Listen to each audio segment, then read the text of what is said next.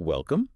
Today we're digging into some really fascinating material about, well, where friction actually comes from, conflict within ourselves and with others. hmm And the core idea presented is quite stark, isn't it? It argues that conflict doesn't mainly stem from outside stuff. Right, not external circumstances. No.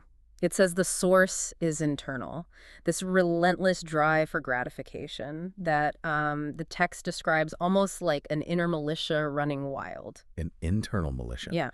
Okay, so our mission today is to really explore that.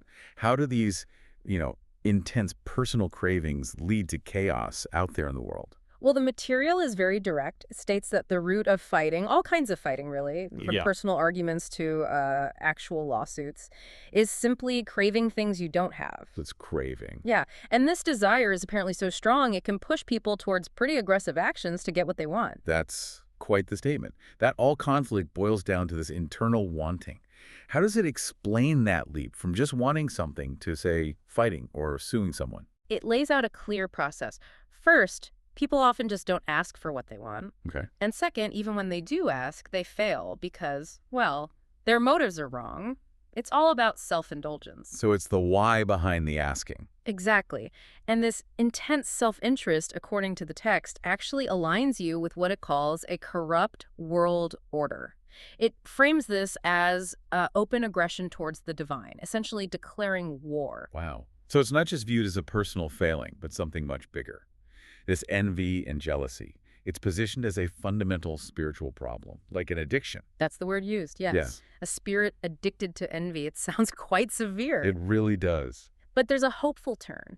The material insists that more grace, more divine help becomes available when we consciously turn away from those selfish interests. Okay, so there's an out. Yes, there's a clear principle stated: God opposes the proud, but gives grace, pours it out actually, on the humble. Humility is the key then.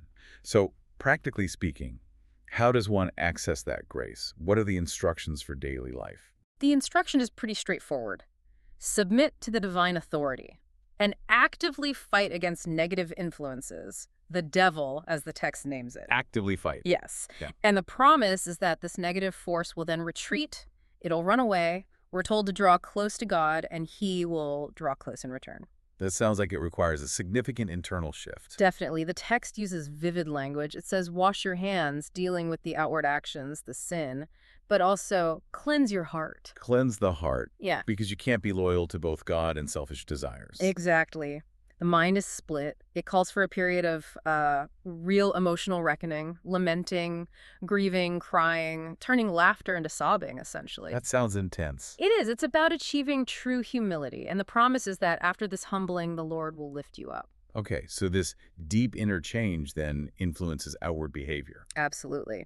Which brings us to a really crucial rule for conduct. Do not criticize or judge other believers. Don't assault them verbally. Why not? Because doing so means you're setting yourself up as a judge of the law itself. And the text is clear.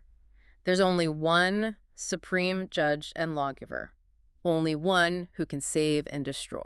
So judging others is stepping into a role that isn't ours. Precisely. And this principle extends even to how we think about the future, like planning. Planning. How so? The material specifically calls out the arrogance of saying things like, okay, next week we're going to this city, we'll do business there, make profit, that kind of certainty. Assuming you have control. Right. It points out the reality. You actually have no idea what tomorrow holds. Your life is compared to a mist. A mist. Yeah. Appears for a little while, then poof, it vanishes. So the recommended way to speak about plans is with humility. Like what? Like saying, if it's the Lord's will, and if we live, then we hope to do this or that, acknowledging the uncertainty and dependence. That puts a completely different frame on planning, doesn't it? Yeah. So, wrapping this part up, the core message about conduct seems very clear. It is. It boils down to intentionality. If you know the right way to live, the right thing to do, and you choose to ignore it. Then that's sin. Plain and simple. Plain and simple.